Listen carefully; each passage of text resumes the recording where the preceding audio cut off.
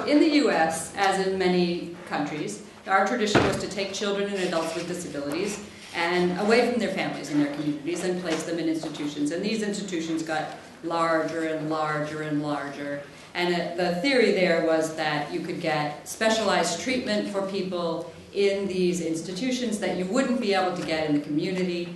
And that view is disappearing in the United States.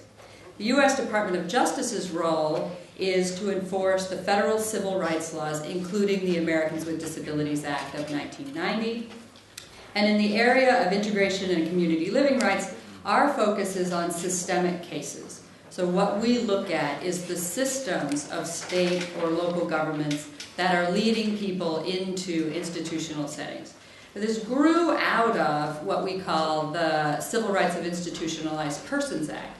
That law was intended to make sure that the conditions in institutions were not constitutionally bad, that they were not horrible institutions, and we would go into an institution and make it better. At the beginning of our looking at how we could focus more on deinstitutionalization and community living, we started asking the question, not how bad is this institution, but why are these people here? Should these people be in an institution, or should they be in the community? Could they be served in the community? So in looking at, that brought us to not only looking at given institutions, but looking at whole state systems to see whether they were over-relying on institutional care for people with disabilities, and rather than providing community services that would allow people to be in their communities. And so for us, we have to be very careful about talking not just about closing institutions, but about providing community services. Because our law, as I'll talk about a little bit later, focuses on community living and the most integrated setting, it could be used just to close institutions, but we've had several states that took that approach. Okay, we've closed the institutions, everyone's out, without providing the community services on the outside that would enable people to actually live in their communities. And so people fell into homelessness, people fell into horrible poverty, people fell into lack of services, they fell into emergency rooms, and they fell into losing their lives. So learning from that, we now always make very clear that our work is not about closing the institutions. It's about stopping people from entering them unnecessarily, and it's about getting people out and providing the community services that they need to actually live successfully in their communities.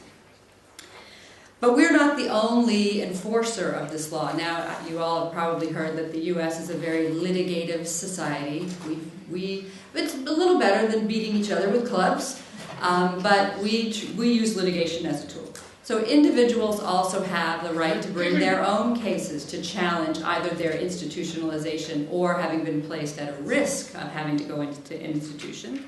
And those claims can be made on behalf of a class of people with disabilities.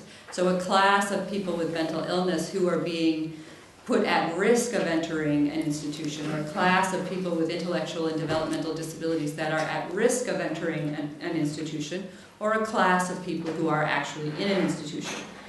So we don't do every case, we don't do those cases, but we also file amicus briefs in private litigation for either individuals or classes of people, and we intervene in private litigation to support those classes of people as they seek systemic change to get those rebalancing of resources to allow community services. So we've also been looking at what were the bases of these approaches to institutionalization, because I have to be able to take people sort of where they are and understand that, at least they would say, that their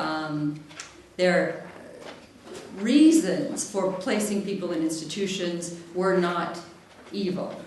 They had a fear of contagion, so we had institutions for leprosy. We had whole islands for leprosy, institutions for tuberculosis, for the inability of families to provide adequate care, the lack of specialized care in the community, the more serious health needs than their general doctors in the community could deal with, protection from community biases. So many students in blind schools or in deaf schools would say, We were bullied, we were tortured, we were made fun of in the general school, and so we needed these particular schools in order to protect us from the cruelties of people without disabilities. Or a need for specialized training. It was harder to provide training in Braille or training in American Sign Language in an otherwise school full of non-disabled children. And it was easier if you brought those people together and taught them all there. Cost concerns was another one. Wouldn't it be cheaper to just serve people in this institution where we wouldn't have to travel all around? And just plain discrimination. Out of sight, out of mind, we don't want to deal, place people away, or we're afraid of people with disabilities, and so forth. So all those things have underlain the decisions to do this. But things have changed. Things have changed a lot. So because we provide a lot of the funding for both our institutional and our community services through public funding mechanisms, those funding mechanisms have now noticed that institutions are very expensive, very, very expensive. And they give up the ability to rely on natural supports, family supports, peer supports, friends, and so forth. And the infrastructures of regular schools or the infrastructures of medical care that exist in the community. And they've taken that all on and are now paying for it through the public funding systems. They have also noticed that a great deal of care that people didn't need was being provided. So you would get a visit from a podiatrist every week, whether you needed it or not, and that would be billed for. So a lot of ways to game the system and increase these costs. And then decreases in transportation costs and increases in the speed of transportation made it much easier to serve people where they were, wherever they were, rather than having to bring them together to meet their service providers. Improvements in education have made it much more possible to teach kids with disabilities in a regular school simply by providing extra support or changes in the way the education was distributed. And improved healthcare and improved understanding of disability made us realize, no, this is not a character flaw or something that is immutable, that we can actually provide care, we can actually provide treatment that helps people move forward. And then the abuses. Numbers of underground reporters who would go in and show the real conditions, the real horrible conditions at many of our institutions, shocked the conscience and woke people up to say, no, we can't let this happen. And we have also been able to make clear that it is that segregation and that idea of out of sight and out of mind that makes that kind of abuse possible. So we don't want anything to lead back to that. But fundamentally, as the ADA and other earlier civil rights laws have come into effect, people without disabilities are meeting people with disabilities, seeing them in their everyday lives, and stopped thinking so much of them as the other, as completely different from me, as completely unable to participate in society. And so we started recognizing that people with disabilities are people. I know, this should not be startling, but it was a startling recognition. And I would actually give credit to this not to the Americans with Disabilities Act, but to the Individuals with Disabilities Education Act first. That happened in the 1970s. Public education started to require students with disabilities to get a free, appropriate public education in the least restrictive environment that was appropriate to them. So students with disabilities were no longer put on the little yellow bus. In our country, it's a little yellow bus, taken to a special school and not seen again until they got home, if they got home. Public education started to struggle with bringing students with all kinds of disabilities into the regular classroom, or at least into the regular gym, lunch, recreation, and so forth. And as part of that, both their other students in the class and their parents started to have higher expectations of integration after they would leave school. So now the students will get to the age of 18 and think, I'm about to graduate, and their parents will say, yes, you are. What are you going to do next? With the whole panoply of possibilities open to them. And they were shocked and mad when that whole panoply of possibilities was not open to their parents, and got very good at advocating for not sending their now adult children into institutions, not sending their adult children into special systems, but making the general systems that everyone else has special, responsive, and able to accommodate people with disabilities. So the ADA, in particular, passed in 1990, has a provision called the Integration Mandate, and that says that covered entities, like state and local governments, have to administer all their services, programs, and activities in the most integrated a setting that's appropriate for each person with a disability. The basic example of that at the time was that if you had a program for everyone, and an example is a museum tour, you couldn't keep people with disabilities out of it. In fact, you couldn't even keep people with disabilities out of it if you had a special tour just for people with disabilities. If you had a touch tour where blind people would be able to touch the items in the museum. You could have that, but you couldn't make all the blind people go to it. And combined with our requirement that you have reasonable accommodations or reasonable modifications to the regular tour, you might need to let people touch things in the regular tour. You would need to make accommodations to make the regular tour accessible for people with disabilities. So together with that, you can't say we have to go to the special tour. You have to accommodate us in the regular tour. We start to get this idea that maybe we don't need special things for everything. We can bring people into our mainstream pieces of society. So, in 1999, the U.S. Supreme Court, our highest court, took up a case called Olmsted versus Elsie, O-L-M-S-T-E-A-D versus Elsie, and I think it's in your materials. That case arose out of Georgia and involved two women with mental health concerns and developmental disabilities who had been admitted to a state institution in Georgia. And their doctors had said, after a period of time, that they no longer needed to be in that hospital. Despite that, they were stuck there for years after their doctors said, no, they can go back to the community with some supports. Because the state simply didn't offer enough supports to support them in their communities. And the Supreme Court said, unnecessary segregation of people with disabilities is discrimination in violation of the ADA's integration mandate. And that was a big deal. The court found that segregation is harmful. Now, our Brown versus the Board of Education case in the race context in schools had said separate but not equal is not equal and is a violation of our civil rights laws. The same concept then was brought into our disability rights law. Segregation is harmful in and of itself because it continues and validates incorrect assumptions that people with disabilities are not worthy, are not capable of participating in their communities. And, in a sort of vicious cycle, it prevents them from participating in their communities. It also found that states have an obligation to provide their services and programs in the most integrated setting that the person with a disability needs, with the services a person with a disability needs. So, in the framework of our law is you have institutional services and community-based services.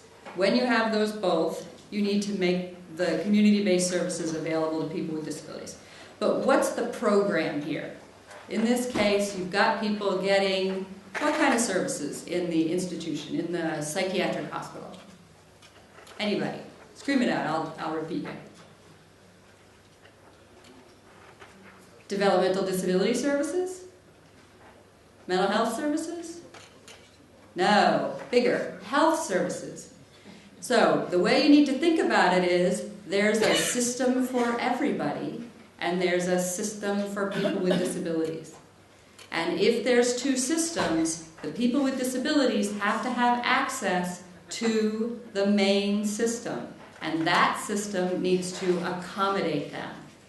So nobody without a disability has to go in an institution permanently in order to get the health care services that they need.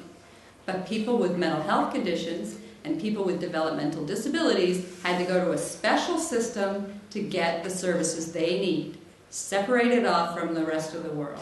So when you're looking at our approach to community living, you're looking at making the system that everybody else gets access to accommodate what people with disabilities need, instead of creating a separate system for them.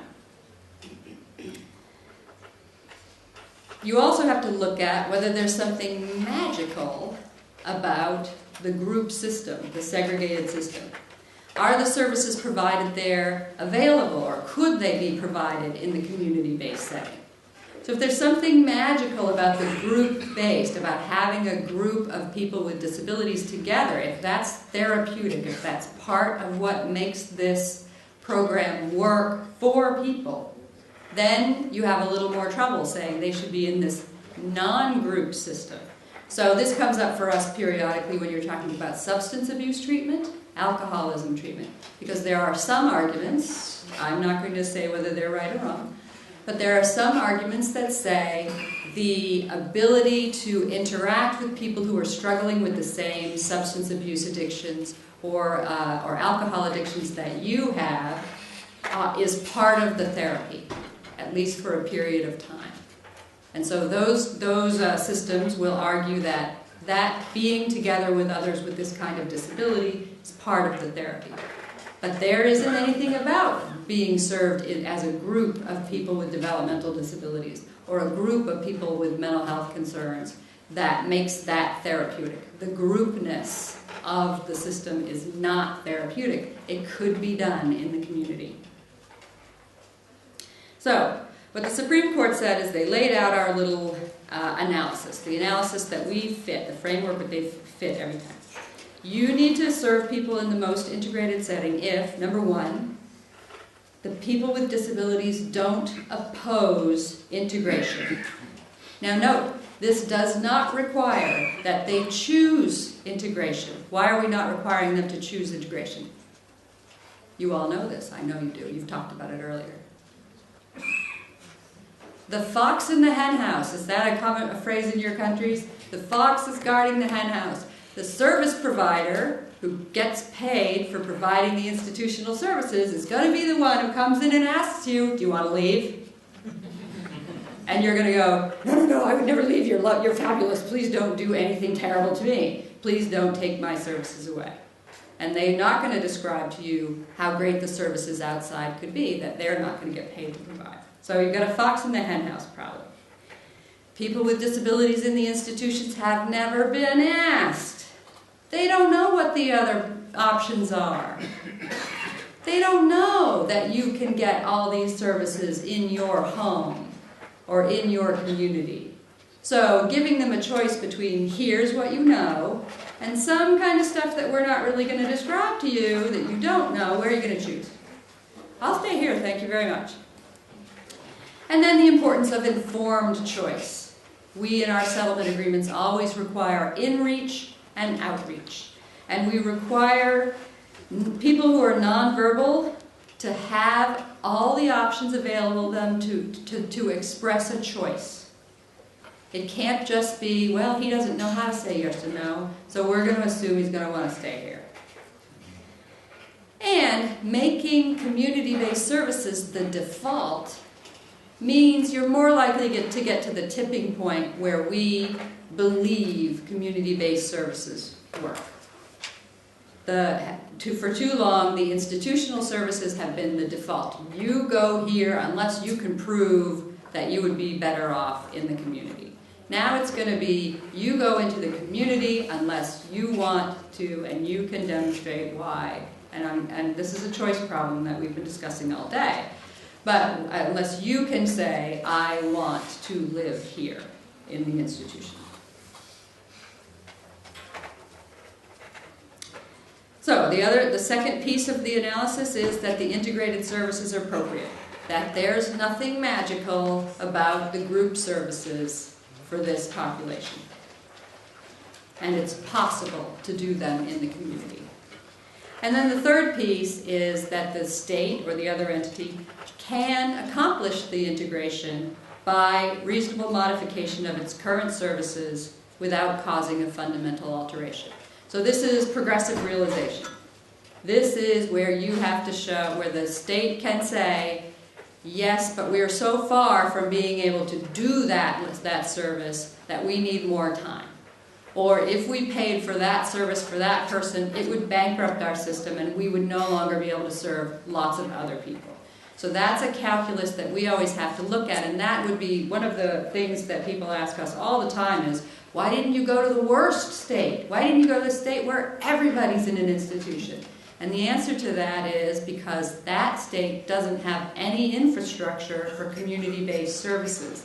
They would have a better argument that it would fundamentally alter their system, or that they would not be able to serve the rest of the people by shifting the money around. We, however, say it's just a fundamental alteration or an undue burden. It doesn't have to be neutral price. It can cost more to serve in the community. That's okay. It just can't cost outrageously more to serve people in the community. The state still has to do it. But this does set up a sort of individual rights versus group rights model. It's kind of an issue where you're going to say, what if the first person who signs up to get out is also the one that requires the most services and would undermine the ability to provide services for a lot more people? So states, and we do all this systemic work, get to think about rolling out their community services in ways that can get lots of people into the community, allowing them to cut back on the expenses on their institutional community services, and then roll out the more expensive to serve people a little bit later. I don't always recommend that be the approach they take, but they can take that argument. This also makes it a little hard to bring an individual Olmsted case, because you're always looking at this individual in terms of how much of the resources is this person going to use that would undermine the ability to serve the rest of the people. But this is not an uncommon thing. Even in basic cases like sign language interpreters. In our system, if a court has a budget for sign language interpreters, and one person is going to come near the end of the budget year and need to be every day at a 6-month trial, the court gets to consider that request in terms of its entire budget. And my recommendation would be to them, you're near the end of the fiscal year, push the trial to the beginning of the next fiscal year, and then you'll have a full budget. You'll be able to use that. But those are the kinds of balances that come up when we talk about what's a reasonable accommodation, what's an undue burden, what's a fundamental alteration. It's also hard to bring individual cases and group cases because we have some, what's the word that should know? Daft. I'm going to use daft. It's my new, I love the word. I'm going to use daft much more. Our new daft approach to class action suits. And I'm not going to get far into that, but there are limits on when you can use a class action suit, and that's inhibiting people's ability to bring group cases in the U.S. Luckily, we've been able to show, and I think all the research everywhere shows this, community services are less expensive in general than institutional services. So we get to show, oh, look at all the services they provide here that are paid for by the state that people don't really need. And in the community, they'll only get the ones they do need. We get to look at the price inflation in institutions. We get to look at the fact that the institution has taken over the housing, and so they're paying way extra for housing that usually a family member or a housing provider would handle. We've been able to say you're also taking over other aspects where the person might have natural supports, friends and family and peers and nonprofits who would provide these supports. So the cost won't just have to distribute evenly. You can save money in the community-based system where you're spending a lot of money in the institutional system. So what is daft? Daft, crazy, stupid. Certainly not that. Well, certainly not that. You're not, but some of my states are. So the Georgia was this first case, the Olmsted case in the Supreme Court in 1999. And so we show up in 2009 and look at Georgia, and nothing's changed. So unfortunately, Georgia was our first case. And in 2010, we reached a settlement with Georgia, which operated a system of state hospitals where they sent people with developmental and intellectual disabilities and people with mental illness. And under that case, in the next 10 years or so, they will transfer approximately 9,000 people out of those institutions and into community-based settings. And they'll get community-based settings that range from family homes to scattered site apartments to up to group homes with up to 4 people in them. And they get to help choose the people. They'll also get the community services to surround them, not only their individual support services, but crisis teams. So when you hit a crisis, you don't have to go back into the hospital to get those services. For mental health, it's much more individual apartments. They'll have what we call ACT teams, assertive community treatment teams. They'll have respite locations so that they can get away from their families. It happens, you need to do that. And they'll have a great deal of case management built around them to help make sure they can get stabilized, to get the services they need, that when things change, they can be responded to instead of having the default, when things change, you go back to the hospital. And then a great deal of crisis apartments and a very robust system to help people manage a crisis and then get back to their own lives in their communities without ever having to give up any of that. And sometimes that's the big piece. You have an emergency, you have a crisis. The only place for you to go is to a psychiatric hospital, and while you're there, you lose your home. You lose your connection with your friends. You lose all these things that make community life possible. And so we're trying to make sure that that doesn't happen anymore. And then quality assurance. One of the things that we hear from parents all the time, particularly parents who placed their children with no other choices in a state hospital, is they're safe there. They're safe there, and they won't be safe in the community. And so there's a very serious set of quality management, quality checks to make sure that the services that are being provided in the community are good, are safe, and are encouraging of real integration. Not, you're in a one-bedroom apartment by yourself, you're left alone. Find your own way in the community. And that's very hard, as I was talking to some yesterday, to find your way in a community that you've been excluded from for some time. Similarly, in Delaware, a very small state, in 2011, we addressed state psychiatric hospitals and getting 3,000 people out of those hospitals and getting them the services that they need.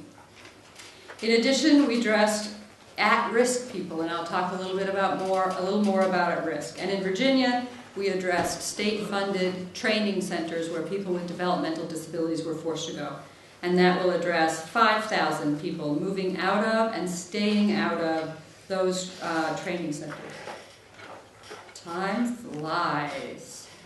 Okay, so the complexities, the thing we always have to worry about is, in fact, it costs a little more to operate 2 systems at the same time. You've still got people in your institutions, and you're supporting them in the community. It's not a one-to-one always shift of the money. Usually it's less than 1 that goes out into the community. But nonetheless, you're operating as an institution with fewer beds, but still costs as much while you're shifting people into the community. So we always have to watch out for that. But in the U.S., our public medical funding provides a right to those community services.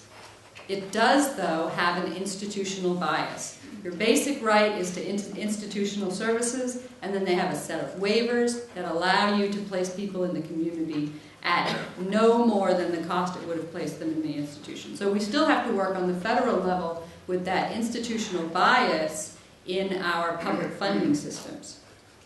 The other concern that people always have is what we call the woodwork effect, that people will come out of the woodwork. If they no longer have to face the horrible specter of going into the institution, people who've been going without services or relying on their families will now sign up for public services because they'll know they can get them in the community. It hasn't happened. It was a big, scary story that people were telling each other, and it hasn't happened. So that hasn't affected the cost issues.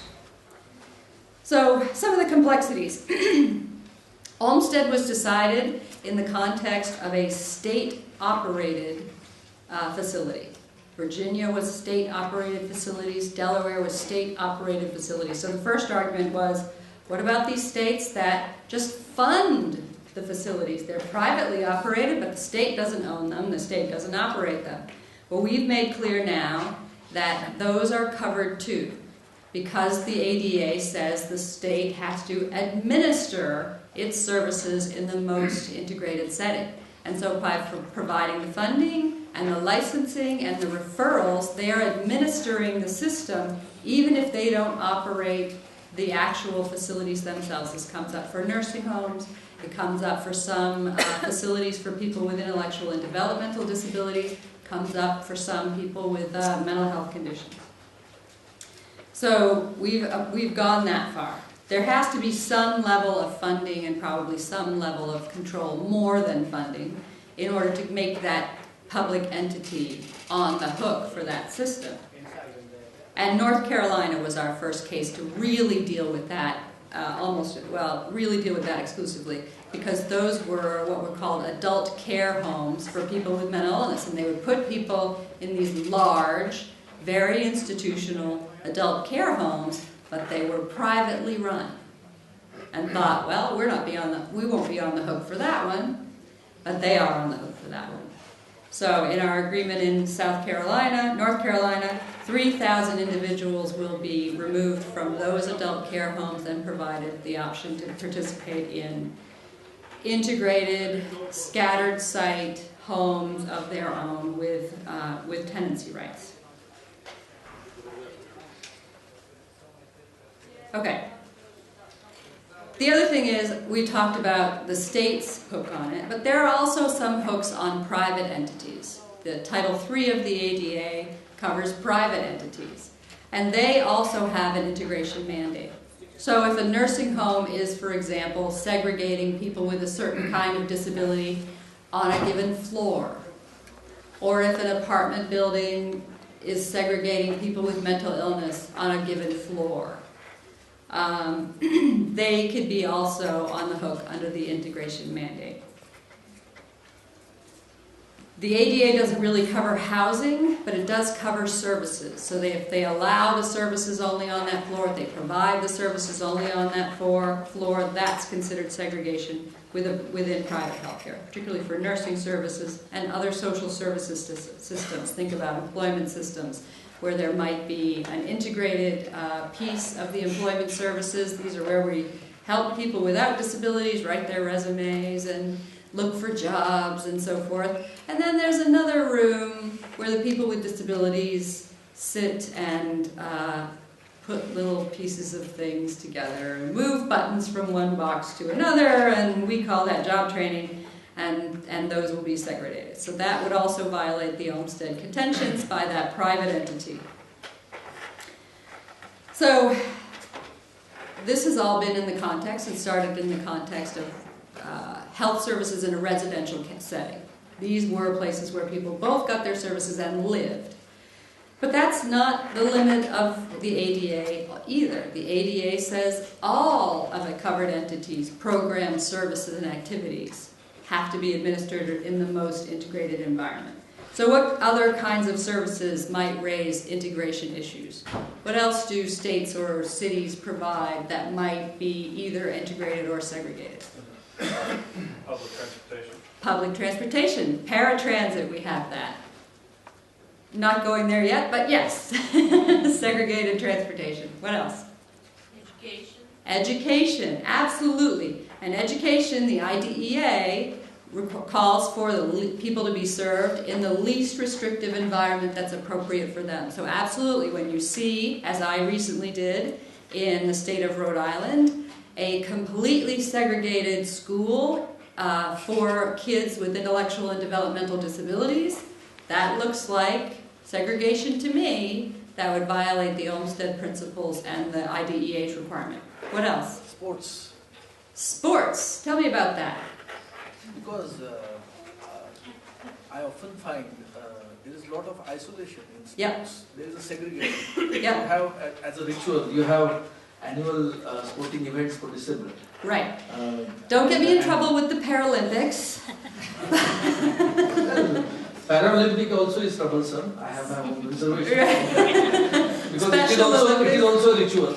And right. you know how much hype it gets in media. Right, exactly. But Special Olympics, but also even and within... why do you call it a Special Olympics? I don't want to get in trouble with any of them. But yes, all issues that you should look at, and special programs. So a community park may have a basketball program and a wheelchair basketball program. And the integration mandate makes clear that you can't make the wheelchair user participate in the wheelchair program. They have to be able to participate in the non-wheelchair program, and they may either win or lose, and that's their choice, right? The swimming classes, all those things, people have to have the option to be in the regular program with reasonable accommodations. What about prison? So we have cases where within a prison, the individuals with HIV are segregated to a separate program in a separate dorm with limited options to have the extra work programs that can get them out. We have people who are deaf segregated within prison, and that looks like an integration mandate issue as well. What about social services, homeless services, where they have one that's all for the people who they know have mental illness? Where they only have one shelter that's accessible to people who use wheelchairs or who need medication. What about, this is my personal favorite, employment services and day activities. So for us in the U.S., we have employment services. And we are trying to help people with disabilities get jobs, prepare for jobs, go into jobs, and work in jobs. Unfortunately, too many of these programs are offered in what are called sheltered workshops. Everybody know what a sheltered workshop is? Yeah. So we just last week issued a, yes? Services for battered women. This is what? Services for battered women. Services for battered women, absolutely. So some of the shelters will be accessible, some of them will provide, but they won't be the ones that provide sign language interpreters. And so you've got a special one or none for women who are deaf. There's all kinds of ways that those are divided up. All the social services can end up in this way. So talking a little bit about employment supports, we have systems that provide some employment supports that are intended, or were intended, to get people jobs, to get people with disabilities ready for jobs. Most of these are either for people with intellectual and developmental disabilities, mental health conditions, some for people who are blind, some for people who are deaf. So our case last week was in the state of Rhode Island, a small state, and it dealt with a very large sheltered workshop. It had about 100 people in it, and those people stayed between 15 and 30 years. So if this were a training program, as many of them claim to be, the training's not very good, since people never leave to go to whatever they were being trained for. And if you looked at the types of work they were doing, they were gluing pieces of jewelry together, or cutting cords, and a variety of things that most people don't do in a real job in the real world. Or they were literally moving buttons from one box to another, divided based on size. Shockingly, those buttons were dumped back into the original box at the end of the day to be resorted again the next day. Okay, So in this adult sheltered workshop, where people stayed for a very long time, they did piecework and manual labor. And they also had a day program, so you're supposed to be getting skill building, social skill building training when you're not working. So guess what the day program was? When you were not working, what? Watching television. Watching television, playing cards, coloring. All incredibly useful skills if you're going to socialize in kindergarten. So, not accomplishing its purposes, completely segregated in a very removed location, so you couldn't even leave not that you could leave the facility, but if you were allowed to leave the facility, there would be nowhere to go to interact with people without disabilities. And then we found, and then there were serious health code violations, and those people were being underpaid. Now in the US, the Fair Labor Standards Act allows people with disabilities to be paid below our minimum wage if their productivity doesn't match the productivity of an experienced person without a disability. I'm not going to comment on that either, but they were not even being paid properly under that rule. So they were being paid as low as 14 cents an hour. You can't make a living on that. And then we discovered a workshop in a school, in a high school. And the students there from ages 14 to 21, about 85 students, were being prepared for adult sheltered work by doing sheltered work, in fact, subcontracts for that sheltered workshop, in the school for 1 to 2 hours a day, every day. They were also underpaid, They were also underpaid or not paid, and also did the same kinds of manual labor and button sorting. So we're going to take the 200 people there. Those workshops will be closed. Those workshops have been closed. And the 200 people there will now get supported employment, which is supports in a regular job at or above minimum wage pay for an average of 20 hours a week. Any time that they are not working, they'll have integrated day services, not cards and not coloring. Things like movies and the gym and grocery shopping and the things that the rest of us would do in our regular days. And the total of work and non-work will add up to 40 hours a week. For the kids, they will be, educated during the 2 hours they used to spend in the sheltered workshop. And they will be given transition services, including job experiences in real jobs, that will prepare them for jobs in real jobs when they graduate, which I think is what we all expect of our high school students. And people with disabilities should expect no less. Okay. But all the questions that we have to deal with here, what's segregation? All these things started in the course in talking about fairly large segregated settings. But the ADA doesn't just say you can't put people in fairly large institutional settings. It says you have to put them in the most integrated setting appropriate. So this is where we're very conscious of trying to make sure there's a range of choices available for everyone. So people may be able to choose things along the spectrum of more segregated or more integrated, but they have to have those options. And a recent district court case gave us factors in deciding whether something was segregated or not. So things like size, the percentage of people with disabilities who were in the location, so 100%, clearly more segregated. Inflexibility of your schedules on when you take your medications or when you eat meals or what you eat for meals. Inflexibility in choice of roommates. Lack of privacy or control over your personal space. Access to visitors. Ability to leave. Choice of what you're going to do during the day. Availability of nearby integrated things and transportation. And even if the rules don't look very strict, do people actually leave? That's where the key is, right? You don't have to look at, well, this rule is making people not leave, but people are not leaving, so there must be a problem. Do people actually have visitors? Do people actually have outside relationships? And some of the things that we're looking at are, for example, conditions that people without disabilities would not accept, like sub-minimum wages. The rest of us wouldn't take that. That's an indication that there are only people with disabilities there and they're being forced to take it. Activities that adults don't do, like coloring.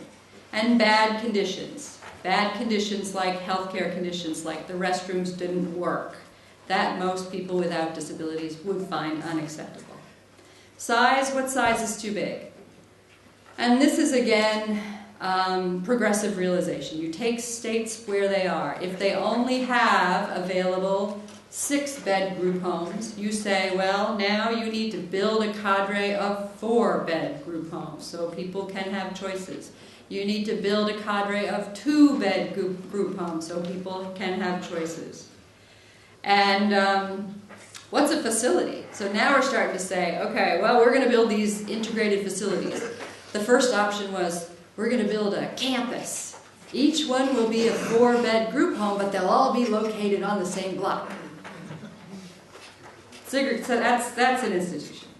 What about the floor of an otherwise integrated building? Sounds like segregation to me. What are you looking at? You're looking at the state. We're looking statewide. Does this look integrated? How much money is the state spending on institutions versus community-based services? Do you look at the school district? Well, the school district is all integrated except for this little pocket over here. That little pocket over there is still segregation. Some of the things I'm interested in are, what if people with disabilities are overrepresented in prison, or in homeless shelters, or in emergency rooms? That indicates that your community-based services are not there. If people are going in for less conduct-based but more appearance-based crimes, loitering, it's starting to look like you're sending people to prison to get mental health services because you're not providing them in the community. If people with disabilities are highly overrepresented in homeless shelters, it's starting to indicate that you're not providing community-based housing and sending them to institutions to get housing. So we're starting to look at all of those things. And what's the percentage of people with disabilities that indicates segregation? Okay, so not everybody in the building has a disability. 70%. Is that integrated or segregated? Go on. Segregation. Yes, thank you. 25%? Segregation. I like that too. We're looking at 20%. And I know it's too high. But 20% is at least consistent with the percentage of people with disabilities that we found through census is in the country, right? Now, it shouldn't be 20% all people with mental illness because that's not representative of the representation of people with mental illness in our country. So we're looking at all those things. And it's not just about people in institutions getting out. We now have case law that says you don't have to go in order to have a right to get out. We deal with cases where people are put at risk of institutionalization, serious risk of institutionalization. So it doesn't have to be you're at the front door before you have a right not to go in. You have to be at serious risk of institutionalization. And lots of people going in is an indicator of that. A direct pipeline, we found a direct pipeline from that school-based sheltered workshop to that adult-based sheltered workshop because they're doing the same job. They're subcontracting for each other and they're referred directly there when they graduate. Long waiting lists for community-based services, especially if they're urgent waiting lists. And any blanket policies that prohibit certain services. In the first case that dealt with this, it was a refusal by the state to pay for adult diapers. A woman was going to have to go into a nursing home because the state wouldn't pay for adult diapers. So the state was going to pay $40,000 a year instead of what? I don't know, $400 a year by making this choice because they decided to ban that. Also caps on the level of services. You can only get one visit to a psychiatrist per year under this, and therefore anything else than that you have to go to an institution. Any of those blanket kinds of policies indicate that they're creating urgency in terms of risk of institutionalization. All right, I'm done. Questions? Thank you very much. I really appreciate your attention. Thank you. I know it's the end of the day, so I'll try to make it a bit more interesting, exciting. So as you heard, I come from the European Network on Independent Living, where yes, I do have a number of titles. Among others, I coordinate the European Coalition for Community Living, which is an initiative focusing on deinstitutionalization. I'm also doing some work for the European Expert Group on deinstitutionalization, among other. So that's me. I am actually from Croatia, but based in London. I was asked today to talk about the challenges of deinstitutionalization in Europe.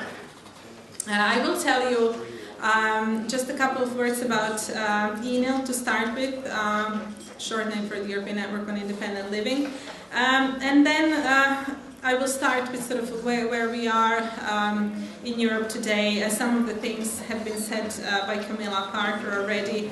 Why are people in institutions? What do we mean by deinstitutionalization? And why are we moving so slowly towards community living in many parts of Europe? And I will suggest some of the things that we could do as disability activists and our allies to make this transition towards community living a bit faster. For starters, about ENIL, we are an organization of disabled people, and I'm not the most representative person actually, because most of my colleagues are disabled people themselves, but I am the one focusing on deinstitutionalization, so they were quite happy that I come speak to you. And you will meet our co-executive director, Martin Naughton, the last day, I think, of or on Thursday. He's going to be the judge in your moot court exercise. We like to say that we are the independent living, part of the independent living movement in Europe. Some of the principles that our work is based on is peer support, which we've heard mentioned today, of course deinstitutionalization, self-representation, self-determination, and we are also a cross-disability organization. We have quite a loose way, let's say, of working.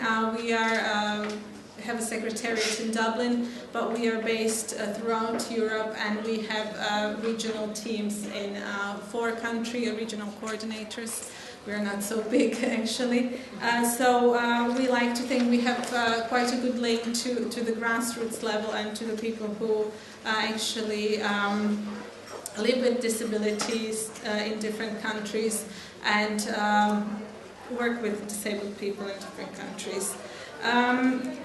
Somebody said today they don't like to use the word independent living because it's interpreted as sort of self-sufficient, but this is certainly not what we mean by independent living. It's very much about having control over one's own life and lifestyle and the choices of how one wants to live their life. So this is what we mean by independent living, and we as ENIL believe this could be achieved through services such as personal assistance, barrier-free environment, housing options which allow for independent living of disabled people, technical aids, etc. Finally, yes, ENIL runs the initiative of the European Coalition for Community Living, which has been focusing on both on deinstitutionalization in general and also in particular on the use of European Union funding in this area for a number of years. And we are one of the members of the European Expert Group on the transition from institutional to community-based care. And this group has produced the common European guidelines, which Camilla Parker on deinstitutionalization, which Camilla Parker mentioned in her presentation. Now, in terms of where we are, again, not to repeat things that Camilla has said, Just one note of introduction. I have been asked to talk about Europe, but my focus has been mainly on the countries of Central and Eastern Europe, so the countries which have joined the European Union last, the 10 or how many group of countries, and also the countries of the former Soviet Union. That's been my focus. Having said that, there are the number of 1.2 million people of institutional care that Camilla has mentioned covers not just Central and Eastern Europe, but the whole of Europe. So even countries which are such as France, the Netherlands, Belgium, still heavily rely on institutional care for disabled people, even though the problem of institutions is sometimes perceived as being a problem only of the so-called less developed countries in Europe, which is not the case. We know from the report that Camilla mentioned, the DECLOC report, which is, by the way, the only sort of comparative report of, or one of the two comparative reports produced in the last, 5-10 years on the situation in Europe in terms of people in institutional care. We know that over a quarter of places in institutional care are filled by people with intellectual disabilities, and then the next most represented group of people in institutions are people with mental health problems. We know that even though there has been a lot of talk about the damaging effect of institutionalization on children, especially on children between the ages of 0 to 3, the number of children in institutional care in Central and Eastern Europe and the former Soviet Union is actually increasing as we speak. So despite all the attention, we are not, the countries are not managing to reduce the number of children in institutions. We know that the most common reason for leaving institutions is death. So most people who enter institutional care stay in institutional care for the rest of their lives.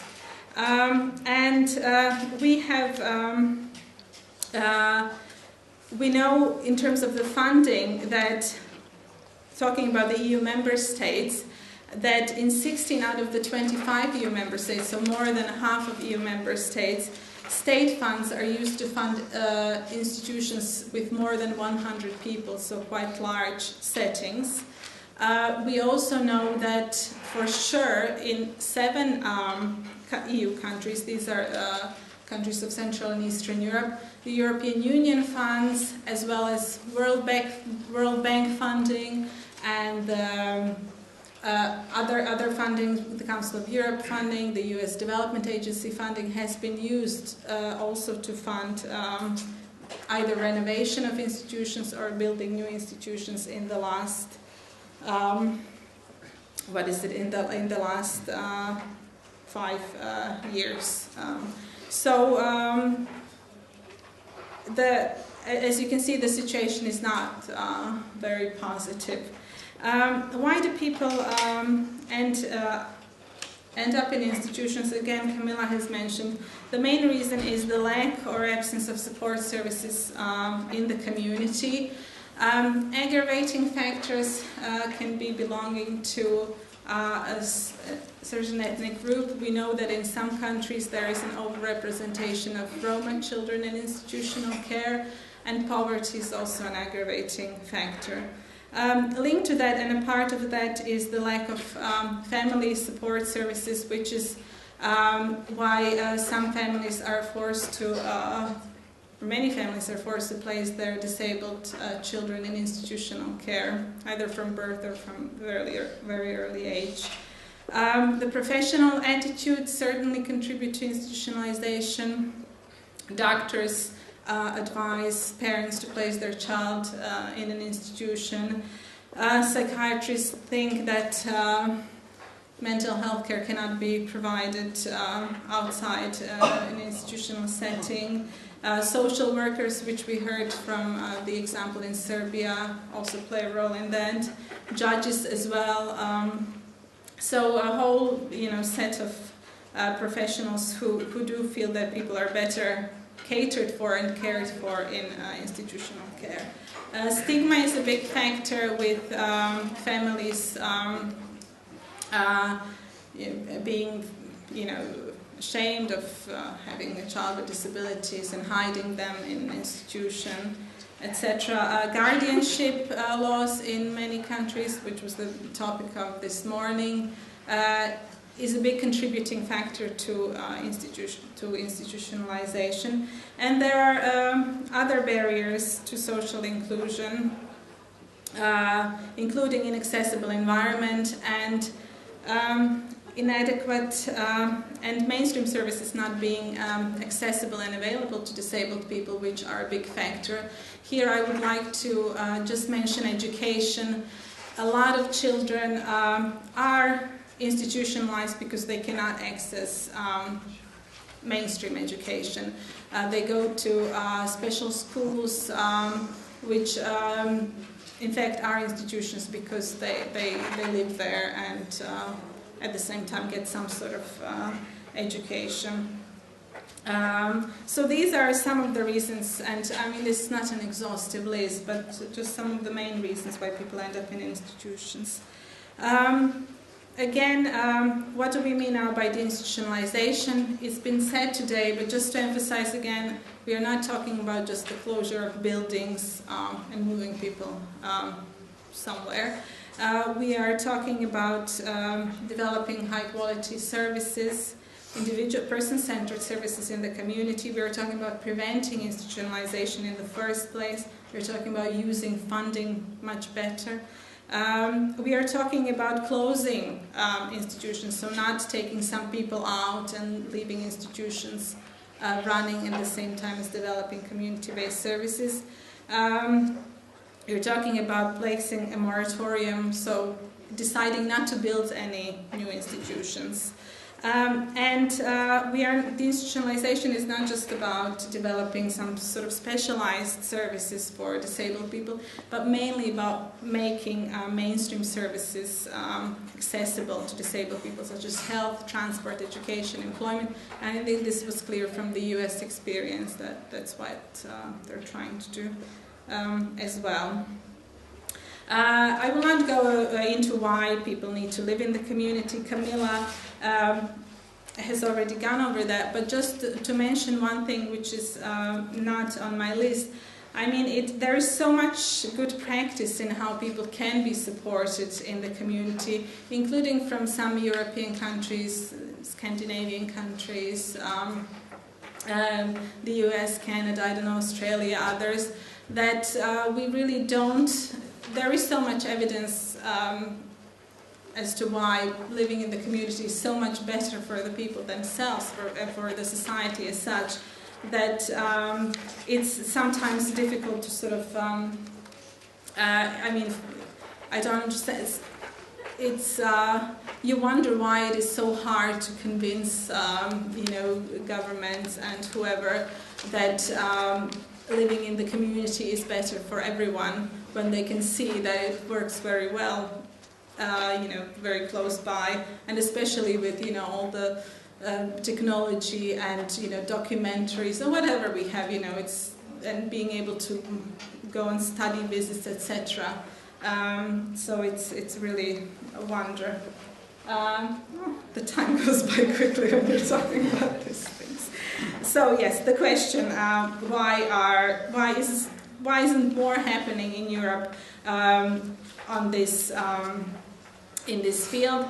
Again, some of the things when you're speaking I spent a lot of time speaking both to people working in the European Commission and the governments as well, service providers, and you will hear all sorts of reasons why people should live in institutions, and you hear things like, oh, but some people can live in the community, but not the people who require 24-hour support, People will be abused if you move them to the community. They will be isolated as if they're not isolated and abused in institutions.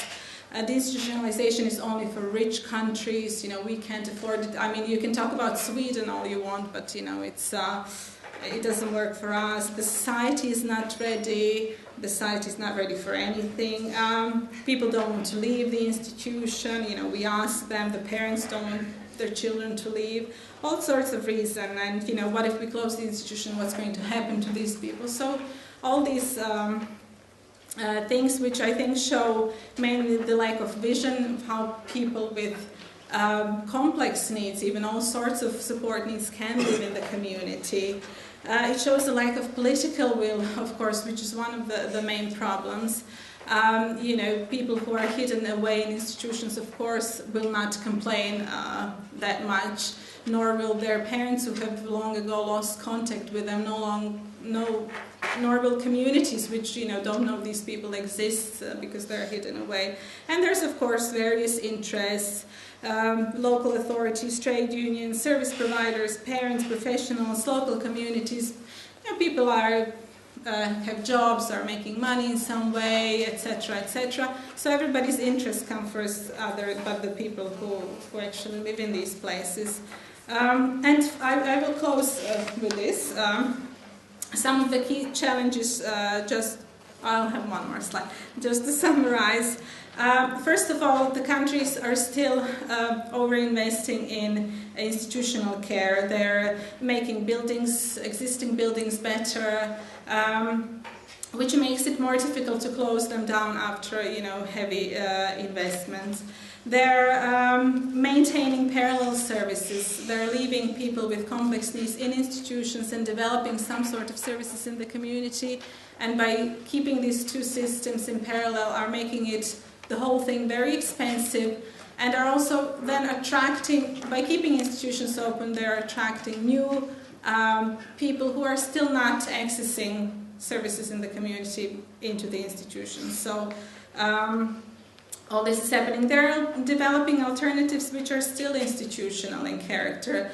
Some government gets the idea that group homes for 12 people, that's great. So they develop hundreds of them for everyone, and they just move the same staff who used to work in the institution, and they think because these group homes are located elsewhere and they cater for a smaller group of people, that's living in the community.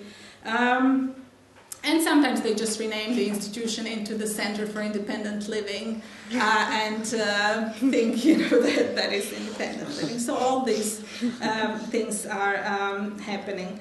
And this will be my last slide about what we can do. I think, first of all, we need to keep this issue really high on the political agenda, both at the national but also at the European level, because it is a matter of human rights. I think that's the most important thing. We have to provide models of good practice, and there are lots of models of good practice.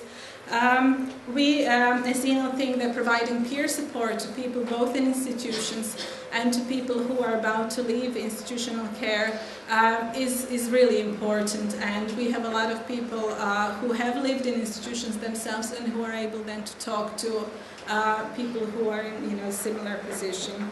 We need to monitor the situation both in institutions until they close down, because there was just a case 2 weeks ago in Romania where young disabled people are practically dying, on a daily basis in an institution. So before they are closed, there's lots of horrible things still happening in them. We need to monitor the situation in the community. The people who have been moved out, where did they go? What support are they getting? Are they getting any support? Have they been moved to smaller institutions? We need to see where the funding is going, both European and the state funding. I think I would agree that we need to use strategic litigation more to change law and policy. We need to raise awareness in the communities themselves. These people have never seen maybe disabled people before, so they could be scared. They are scared sometimes. And we need to work in partnership, I think, people who work with children, with adults, etc., with the elderly, to really be stronger. Finally, I would like to invite you to join us at the Freedom Drive in September. This is Ines' event, which we have every 2 years, where deinstitutionalization is one of the main issues. We are going to the European Parliament in Strasbourg, and I think it's taking place on the 9th to 12th September. Yeah, it's a great event. Those of you from Uloba will recognize the picture. So I would close here. Thank you very much for your attention.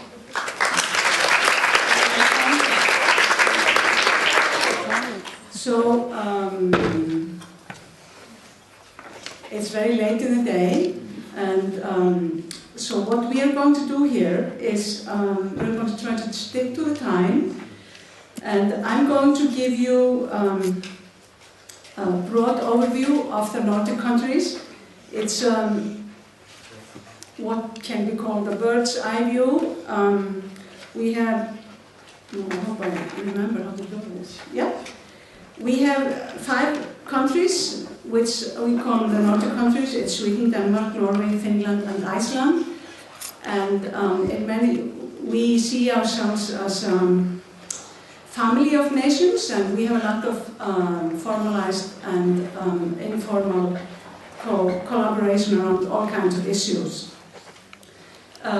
So I'm going to talk about these, draw really broad strokes about these 5 countries, and for like half of the time, and then for the rest of the time, 2 young women from the Icelandic Independent Living Co-op. Say again? Cooperative. They're going to talk about their struggle to start an independent living cooperative in Iceland. So first, like this really big picture, and then we get a close look at one of the things that's going on. So quickly, all of the Nordic countries signed the CRPD when it opened for signature, but only 3 of them have already ratified, and Norway ratified the 3rd of June, like 2 weeks ago. So which reflects a different view to the, yeah. Okay, in terms of the institutionalization of community living, the Nordic countries had a golden history before the year 2000. I think we are still leading, but there is a mixed picture, which I will explain. But the principle of normalization, which was the leading principle in disability services for a long time, it originated in the Nordic countries in the 60s and 70s. And while it was mostly focused on people with intellectual disabilities, it had a much, much wider impact. So you can say that there was 2 phases or 2 chapters of normalization in the Nordic countries. The first is the initial phase 1, starting in the 60s. It was a change of policy and practice, and there were 2 major approaches. One was attempting to normalize institutions. We thought in the beginning that the institutions could be normalized and made good. And then there was also an approach for deinstitutionalization, closing down the institutions and creating smaller living units in the community, mostly group homes. Group homes were sort of the answer to institutions in the beginning in the Nordic countries, as has been the case in most countries. In the Nordic countries, however, there were really mixed-size institutions. One of our problems was that we had good-looking institutions. We never had horrible, big, terrible warehouses. We had bad institutions, but they looked pretty good, Scandinavian design, and they looked good. So it was really hard to convince authorities often that these were terribly bad places, even if people didn't have, couldn't decide on their everyday lives and stuff like that. So we even had small institutions down to like 10 people. They were institutions, and we called them institutions. In most other places, they would have been called something else, not been called institutions. So during this first phase of normalization, we had much more active care and focused on people's development. It was very sort of a psychological, educational approach. And it was the same trend in all of the Nordic countries, but Sweden and Norway have always been the leading countries with the most innovative practices during all of these times I'm talking about. So phase 2 of normalization started in the 1990s. It was very intensified ideological debates about what to do with disability services. There was a renewed commitment to the institutionalization, not least in Sweden, and particularly, especially Norway, which closed all their institutions in a great reform starting in the 92 or 92, I think, in the early 90s. So it was very much a top-down approach, especially in Sweden and Norway, especially in Norway maybe. So there was development of small facilities and apartments with much more private space, much larger private space than the first generation of group homes. It was like a home and you had your own room and that was your private space. But after the 1990s, it was a development of small apartments where each person had their own apartment. They could be clusters, but there was much more private space. And there was a strong tendency to deinstitutionalization of all services for especially people with intellectual disabilities. And at the same time, there was a move towards generic services so that, disabled people should use the same services as other citizens. So this was in the 1990s. So if we turn closer to the current trends after 2000, then in the beginning there was an earmarking of services, earmarking of funding from the state to the municipalities, saying this is the money you get for disability services. Because at the same time there was a decentralization of services from the state to the municipalities. And after 2000 this was cancelled, and what had been in the beginning quite heavy regulation of what was going on in the services, the regulation was also cancelled. So there was a great optimism that the local authorities, the municipalities, would provide better services than the state, and that there would be a variation of services, services were closer to the people, and stuff, these sort of arguments that most of us have heard. So there was a great optimism about the decentralization. But it didn't quite work out that way. What has happened in the Nordic countries is that services have become more exposed to sort of general trends, problems and priorities of local public administration, including potential budget shortfalls and cuts, especially not least now when many countries are facing economic problems. At the same time, when the services were decentralized, there was a great increase in demand for services. So much more people were being served than while the state was in charge of the services, which meant increasing costs for the municipalities. So we could say that after 2000 we have seen a bit of a backlash, unfortunately. And I think this is a really important lesson for us all, that if we achieve something, there is a struggle to keep in that place, because there are very strong forces that want to segregate and congregate disabled people away from the mainstream. So residences that were, for example, in Norway and Sweden, 3 or 4 people living in each place in the 90s. Well, this is actually numbers from a Norwegian study from Jan Husselbo, which those of us from the Nordic countries know him quite well, leading scholar in disability studies. So in '94 there were like 3 to 4 people living in sort of one place, and now in 2010 there were from 7 and up to 24 people or more in 2010. So there is a clear sign of going backwards to more larger groups. And so this second generation of group homes, they are growing larger, and we are seeing now a third generation of group homes where we see mixed groups in small community institutions. And by mixed groups, I mean people with diverse impairments, and even older people and disabled people living in the same sort of congregated settings, which can be a cluster of apartments. But this is much more institutionalized. But this is being developed under the rubric of community care. So,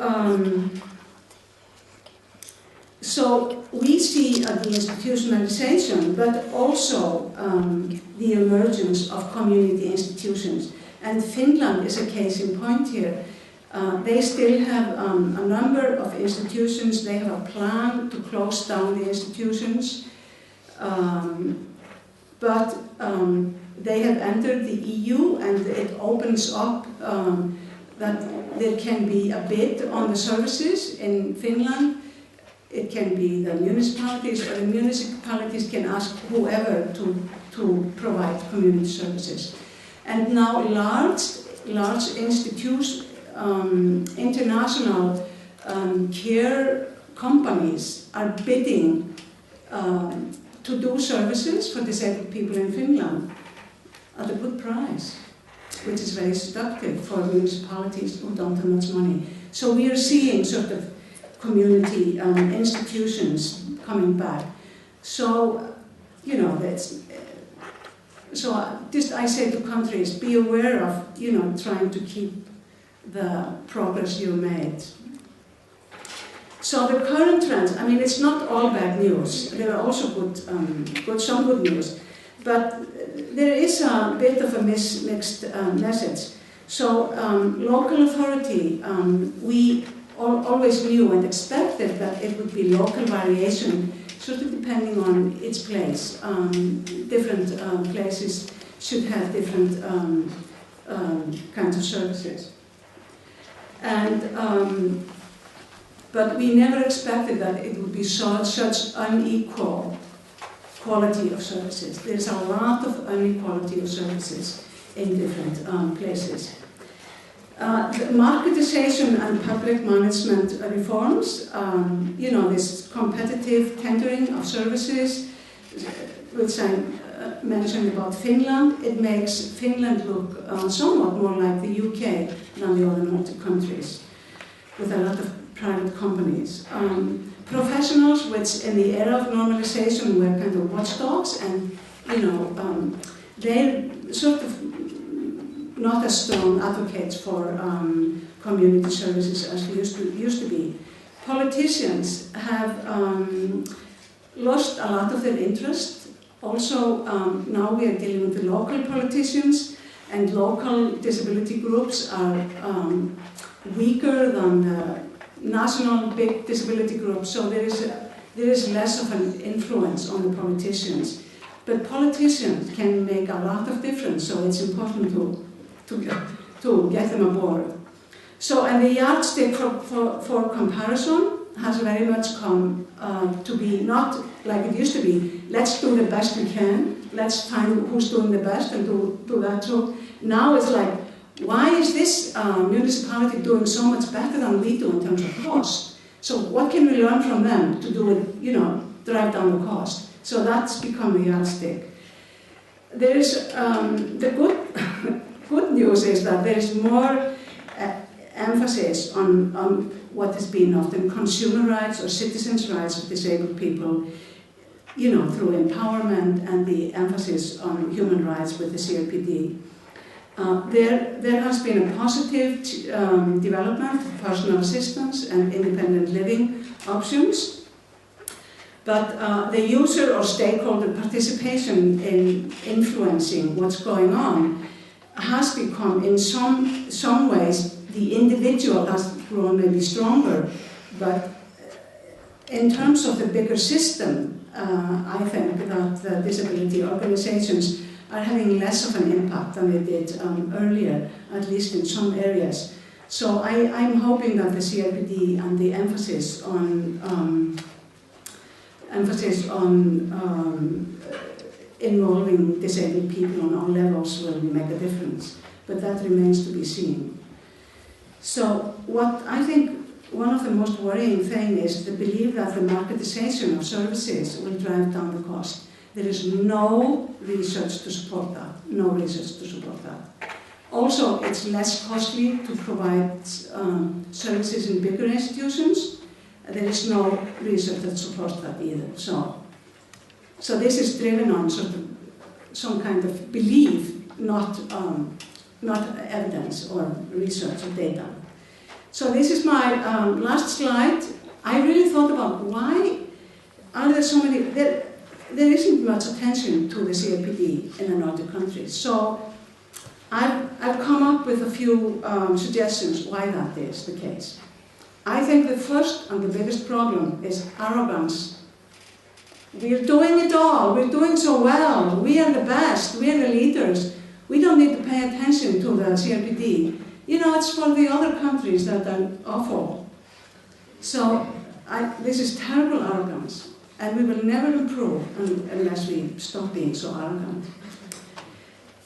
There is also a great lack of knowledge and understanding of what the CRPD is all about. So I'm very happy to see many Norwegian colleagues here, so we need to come together and get the message out. There is also a lack of political interest. There is a lack of resources also. The municipalities are very stretched, like Iceland had this collapse, so there is a lack of resources. And there is also deceptions. You know, it's like, you know what Denmark did? They don't have any institutions. Do you know why? Because they don't call them institutions. They just changed the name of the facilities. They're called community residences. So there are no institutions in Denmark. I mean, it's such a big deception. Also, authorities say they're doing things that they are not doing. So there's a lot of deception, making things look better, sound better, and, you know, it's the same old shit. Sorry about that.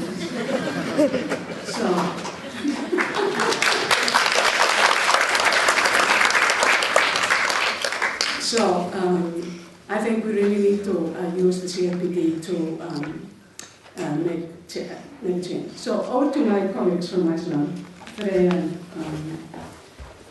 so I can introduce themselves. Closer to me is Embla Ágústsdóttir, who is a student at the University of Iceland, and she is the chairwoman of the Independent Living Cooperative in Iceland. And further away is Freyja Haraldsdóttir, who is the director of the Independent Living Cooperative. I must say that I am a great admirer of these young women, and they have made such a difference in Iceland with their work. So young, so impressive. So the floor is yours, girls. Thank you.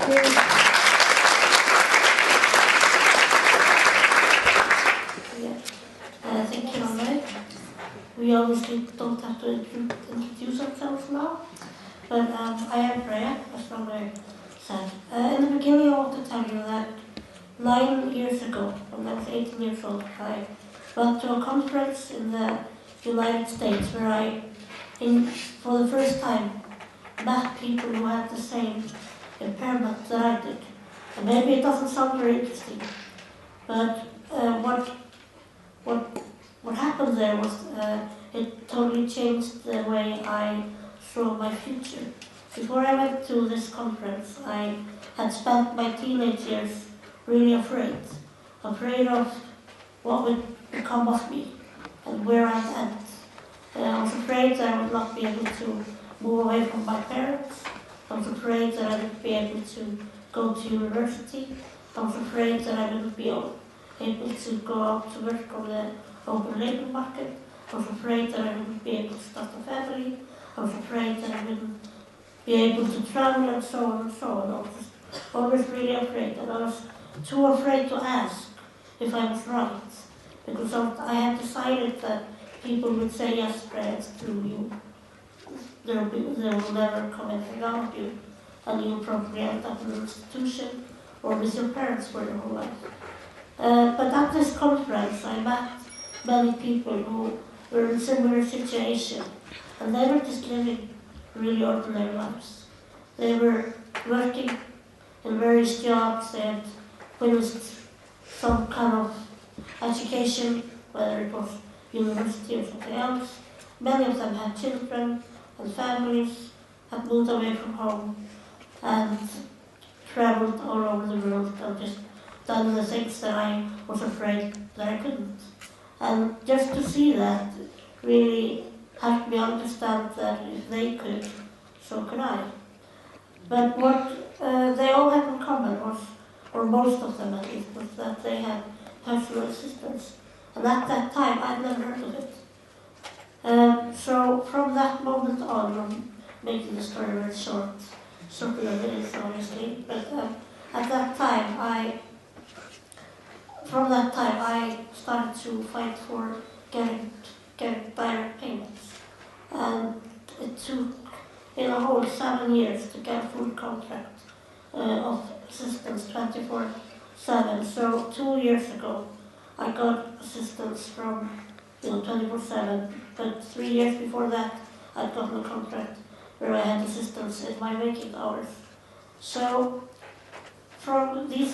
in this period of time, from when I went to the conference, I obviously have both realized how important it is for disabled people themselves to fight for their rights and fight for independence and freedom, but also how life can change when you change the surroundings and offer assistance that makes things possible that seems not to be possible in the beginning. Because since I have gotten assistance, I have graduated from university, I have worked on the open labor market, I have moved away from my parents, and I'm always traveling. So obviously, all these things I thought were going to be didn't turn out as bad. So when I experienced this, I felt a great need for others to experience it too. So that's really why I am now the director of the Independent Living Cooperative in Iceland. Embla is going to take over now, but we felt it was important for you to know why we're here today and why we are doing what we're doing at home. Yes, I got to know about the independent living philosophy and about personal assistance when I was 19. Before that, I didn't know anything about it, and I didn't receive any assistance or nothing from my municipality, because everything that they had to offer didn't suit me and my family. So I just had assistance from my family and friends the whole time. And I didn't really think about it because I just thought that was the way it should be. So when I started to know about personal assistance, I got really shocked at first because it was the first time that I talked to people that had similar expectations like I had for the future. So I got really shocked, but then I got really glad. And I knew right away that this was the only way for me to have the future that I wanted to have. Like Freyja said, have a job and go to university and stuff like that. So I got really happy. But it was strange. So I was 19 when I got to know about this. And that was just because I accidentally met Freyja. That's the reason why I knew about it. It's a small country. Everything happened like that in Iceland. I got really, right away, I got really interested in all these things concerning personal assistance and the philosophy, so I got really active in the independent living movement in Iceland just right away. And in 2010, the Independent Living Cooperative in Iceland was founded. So it's, just 3 years ago. And we were 34 people, Icelandic people, that founded the cooperative. We had all kinds of different impairments, and we also had parents of disabled children. And what we all had in common was that we were really unhappy about the services that we could get from our from the system in Iceland, and we decided to found the cooperative to do something new and to fight for getting personal assistance. So that was the main reason why we started the cooperative in the beginning. The cooperative is a member of Emil, and it is both it offers administration for direct payment for personal assistance, and it also offers peer support. And now, because we are struggling a lot to get personal assistance, we are really active in political activism and just fighting for the right to get PAs. We are a non-profit organization, and we look a lot to similar cooperatives in the Nordic countries, like Brazil and Iraq, when we were making our cooperative. We are really few people. There are not many people who have personal assistance or who want to have personal assistance. So it's a really small group of people, but it's always getting bigger and bigger, but slowly. So so that's the situation of the cooperative today. Okay. Yeah, can I steer right at my clients? Yeah. Very appropriate timing for that.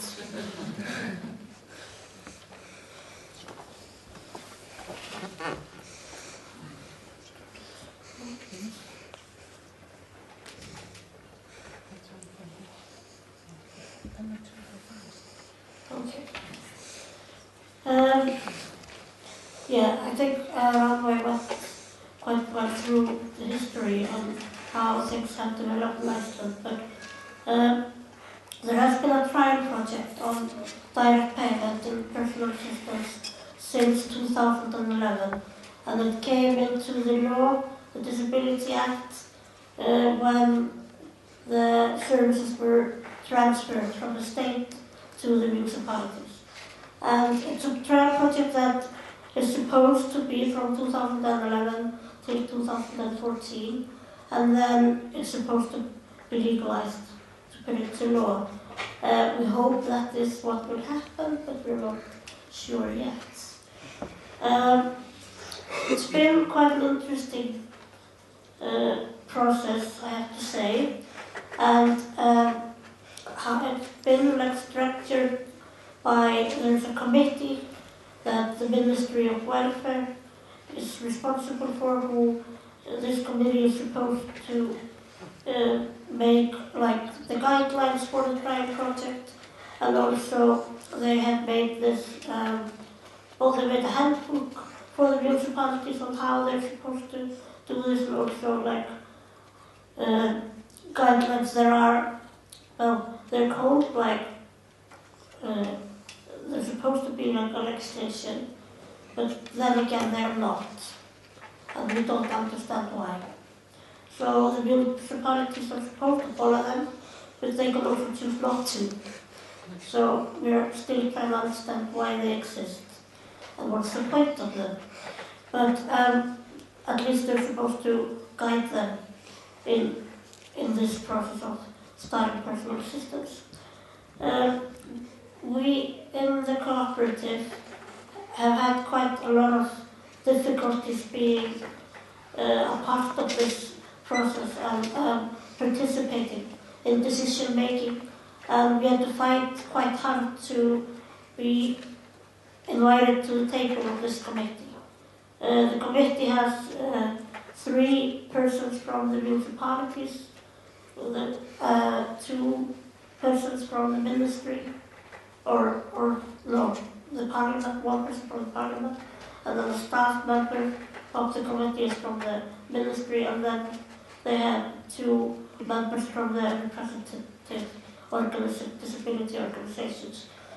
But then, in the end, after quite a struggle, we also got to be in the committee, but we are not allowed to vote. So we can stay there and we can make recommendations and we can listen, but we cannot, in the end, have a say if there is voting. This, I think, what we feel are the most and biggest challenges for the cooperative in Iceland are both the participation of disabled people in decision making, in the policy making, and in the structure, for example, of this trial project. We usually have to work really hard so people listen, and what has really been the most successful cooperation is with a few parliamentarians from, I think, 3 political parties. So through them we have sort of gotten our views across, and they've worked quite closely with us, trying to use our experience and knowledge to build up this trial project. It's often that we feel that, we always say that nothing should be about us without us, but somehow we feel that everything sometimes is about us without us.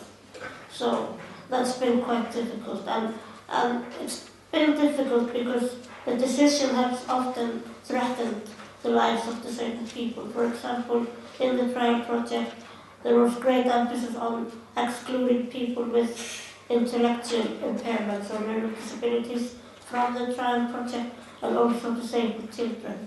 So it took a lot of effort and time, both for the disability organizations and also the independent living sector working to get it through that this trial project should be for all disabled people, regardless of age and impairment.